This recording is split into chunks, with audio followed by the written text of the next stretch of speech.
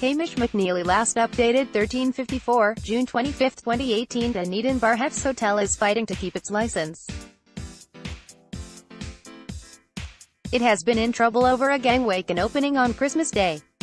Now a notorious Dunedin boozer is facing its biggest bar fight yet. An anonymous call to police said an intoxicated staff member was working behind the bar at Hef's Hotel, in South Dunedin, on the night of Saturday, March 24. Several officers entered the hotel just before midnight, including Sergeant Matthew Davidson, who approached publican Stephen Clark. "It was immediately obvious to me he was intoxicated." Read more. Notorious South Dunedin bar slapped with suspension. DIY booze baron sentenced.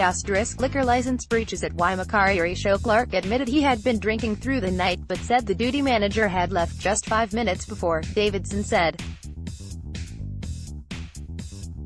The publican and the company that owned the hotel, PC Bar Limited, appeared before the Alcohol Regulatory and Licensing Authority, ARLA, in Dunedin on Monday as police tried to get the bars on license and Clark's management certificate cancelled. Davidson recalled how police had tried to clear the bar, but the patrons refused to leave, including one extremely drunk person, who flashed at the officers and later said he was going outside to urinate on a police car.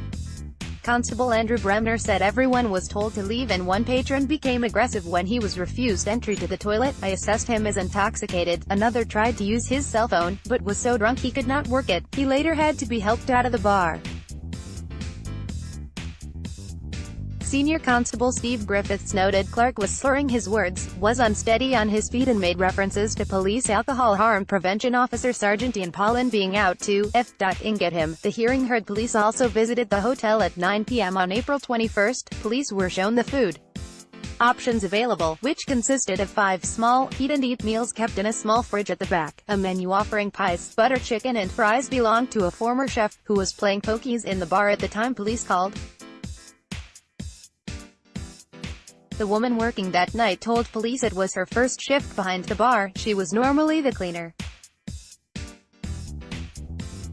Defense counsel Andrew Moore said the hotel had a freezer full of food, but the woman had neglected to show it to police. Clark said he had no problem with patrons bringing food in from the neighboring fish and chip shop. The bar had a small and loyal client base, and 10 people lived in the rooms upstairs. He said his father had died 2 weeks before the March 24 police visit, and his mother, who owns the bar, had been injured in a fall. The temporary manager had left work, but Clark maintained he did not serve anyone alcohol that night. He said it was a normal Saturday night, and no one was intoxicated. He not drunk either, but had been nervous about losing his mother's bar. He said, "I was not thinking as sharp as I could have done. Closing the bar would affect the 10 people who lived upstairs, 8 employees, and the wider South Dunedin community, as Hef's Hotel was a community place," he said. He referred to his patrons, many of whom were in the public gallery on Monday, as his friends. "I do have a drink with them." His lawyer argued a new manager could be appointed instead of cancelling the bar's license.